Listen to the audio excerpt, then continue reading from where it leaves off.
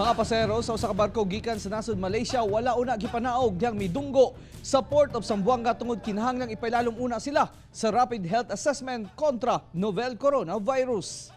Alas 4:30 sa kagahapon sa hapon midunggo ang MV Antonio 1 sa pantalan sa Zamboanga City gikan sa Sandakan, Malaysia.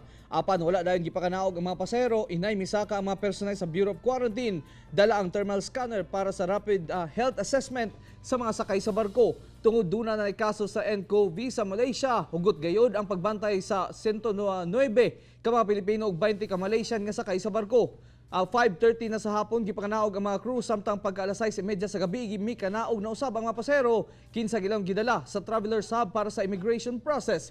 Hinoon sa Sandakan pa lang hugot na sab ang pagmonitor sa mga health official didto ngadto sa mga pasahero sa barko nga padulong sa Zamboanga City. Importante, safe.